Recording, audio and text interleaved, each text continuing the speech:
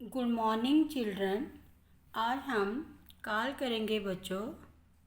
Chapter number है हमारा 11। तो सबसे पहले बच्चों इन चित्रों की ओर देखो। बस चली गई, बस आ गई, बस आएगी। तो बच्चों ये चित्र हमें क्या बता रहा है कि बस चली गई, ये बीते हुए समय को बता रहा है। बस आ गई, ये चल रहे समय को बता रहा है। बस आएगी, ये आने वाले समय को बता रहा है। तो बच्चों चली गई, आ गई, आएगी, ये हमें बीते समय, चल रहे समय तथा आने वाले समय का बोध होता है। अतः हम कह सकते हैं कि काल क्या है?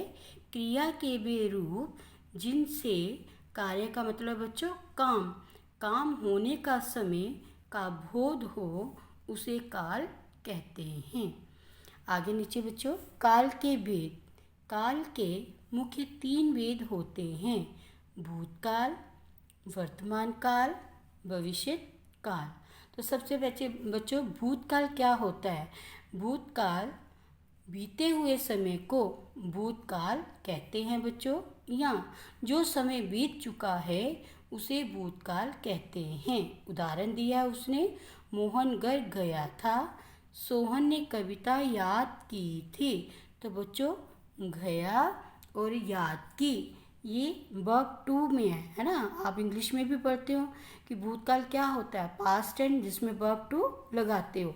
तो इसमें हिंदी में गया और याद की। तो ये क्रिया हमें क्या बता रही है कि हमारा काम भूतकाल में हो गया। नीचे आ जाओ बच्चों। भूतकाल के निम्नलिखित 6 भेद होती हैं। कितने भेद होते हैं? 6 भेद होते हैं। सामान्य भूतकाल, आसन इसको क्या बोलेंगे? आसन भूतकाल, पूर्ण भूतकाल, अपूर्ण भूतकाल, संदिग्ध भूतकाल, हेतुमत भूतकाल। ठीक है बच्चों। अब आ जाओ इधर बच्चों। सामान्य भूतकाल ये क्या होता है बच्चों? क्रिया के जिस रूप से कार्य के संपन्न होता है, पूरा होने का बोध तो होता है। इट मीन काम के पूरे होने का हमें पता तो चलता है, परंतु समय का निश्चित बोध ना हो, ऐसी क्रिया को सामान्य भूतकाल कहते हैं। देखो नीचे बच्चे आ जाओ। मोहन स्कूल गया, क्या लगा है इधर? गया। रमेश महेश का दोस्त बन गया। तो गया और गया क्रिया को देखकर ये हमें सामान्य भूतकाल की ओर संकेत कर रहा है। आसन भूतकाल क्रिया के जिस रूप से ये पता चले कि कार्य अभी अभी समाप्त हुआ है। इसमें कार्य भूतकाल में शुरू होता है, परंतु उसकी समाप्ति वर्तमान काल में होती है। जैसे देखो बच्चों, कमल ने खाना खाया है, रमेश विद्यालय से आया है। खाया है और आया है, इनको देखकर क्या लगता है कि कमल ने अभी अभी खाना खाया है, रमेश अभी अभी विद्यालय से आया है। तो इनको देखकर क्या दर्शा रहा है? ये आसन भूतकाल है। पूर्ण भूतकाल क्या है बच्चों?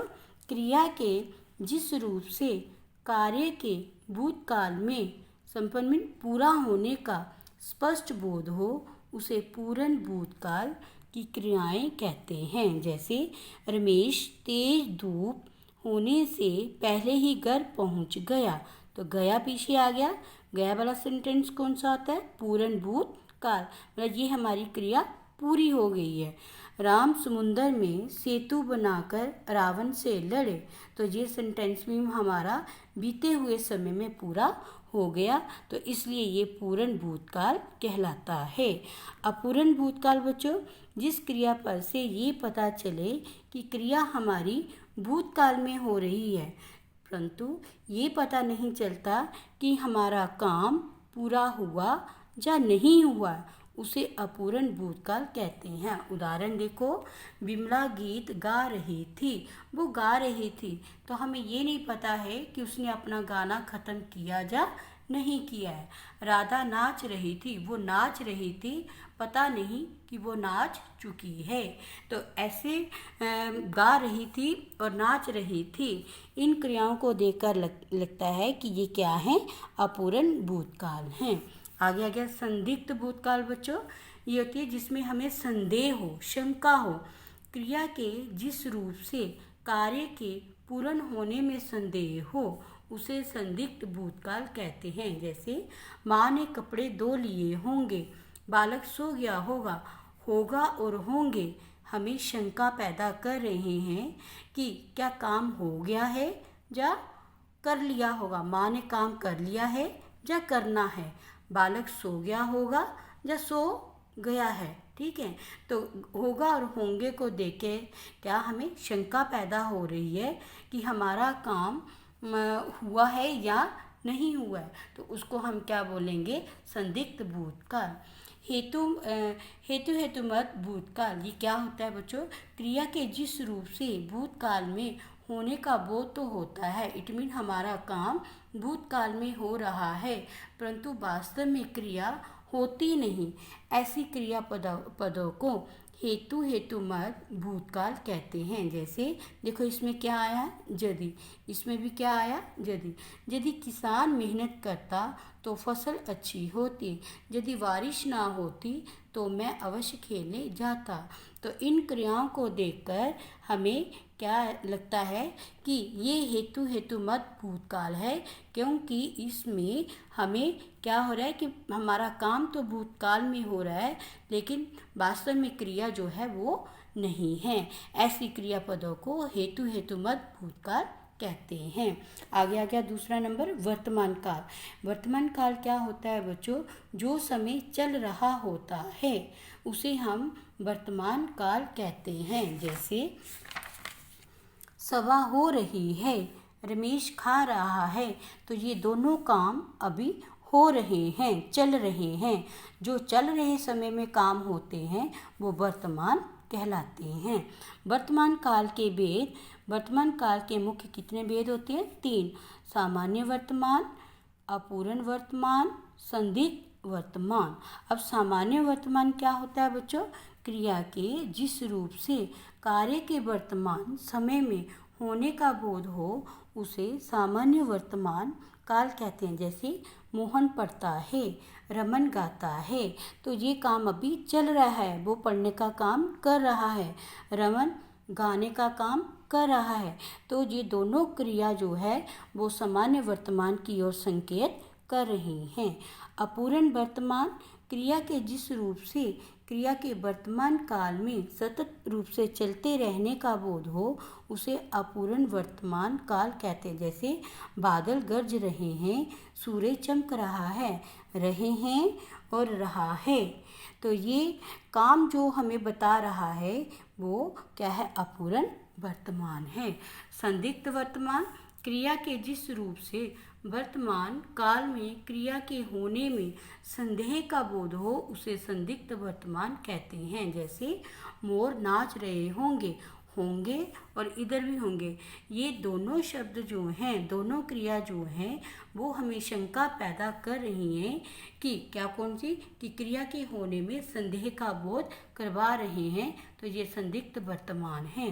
भविष्यत काल क्या होता है बच्चों, क्रिया के जिस रूप से भविष्यत काल में आने वाले समय में होने का बोध हो उसे भविष्यत काल कहते हैं। जैसे हम कल मुंबई जाएंगे, अभी हमने मुंबई जाना है, जो काम अभी हमने करना है, जब बत्ती हरी होगी तब गाड़ी चलेगी। तो जो काम अभी हमने करना है उसके बारे में क्या है कि कल हम मुंबई जाएंगे, तो वो क्या कह रहा है, कल हम मुंबई जाएंगे, तो जाना है अभी, तो वो भविष्यत काल कहलाता है। भविष्यत काल के भेद बच्चों, भविष्यत काल के निम्नलिखित 3 भेद होते हैं। कितने भेद होते हैं, 3। सामान्य भविष्यत काल, संभाव्य भविष्यत काल, हेतुमत भविष्यत काल। सामान्य भविष्यत काल क्या होता है बच्चों, क्रिया के जिस रूप से आने वाले समय में करने अथवा होने का बोध हो उसे सामान्य भविष्यकाल कहते हैं। जैसे हम कल पत्र लिखेंगे, हम खाना खाएंगे, खाएंगे और लिखेंगे क्रियाएं हमें सामान्य भविष्यकाल की ओर संकेत कर रहे हैं। संभाव्य भविष्यकाल क्रिया के जिस रूप से आने वाले काल समय में कार्य के पूर्ण ना होने की आशंका पाई जाए उसे संभाव्य भविष्यकाल कहते हैं। जैसे इसमें वर्ड क्या दिया है बच्चों, क्या शायद वर्ड दिया है। शायद कल पिताजी आएंगे, पक्का पता नहीं है, डाउट है, तो क्या है ये शायद वर्ड। इसमें है संभव है कल बारिश हो जाए, पक्का पता नहीं है, आशंका है हमें। तो ऐसे क्रियाएं जो होती हैं वो संभाव्य भविष्यकाल की ओर संकेत करती हैं। हेतु मत भविष्यकाल क्रिया के जिस रूप से ये ज्ञात हो कि भविष्यकाल में क्रिया किसी अन्य क्रिया के होने पर ही होगी उसे हेतु मत भविष्यकाल कहते हैं। जैसे पढ़ोगे लिखोगे तभी विद्वान बनोगे, व्यायाम करोगे तब स्वस्थ रहोगे। तो ये क्या है, हेतु मत भविष्यकाल। तो बच्चों आपने इसको अच्छी तरह से लर्न करना है। पेपर में जितना प्रश्न पूछा जाएगा आपने उतना ही उत्तर देना है। अगर वो काल के वेदों के बारे में पूछेगा तो आपने वेद देने हैं, अगर वो वेदों के भी वेद पूछेगा तब आपने देने हैं। ऐसे आपने पहले प्रश्न अच्छी तरह पढ़ना है, उसके बाद आपने उसके मुताबिक उत्तर देना है। तो इसी के साथ बच्चों धन्यवाद।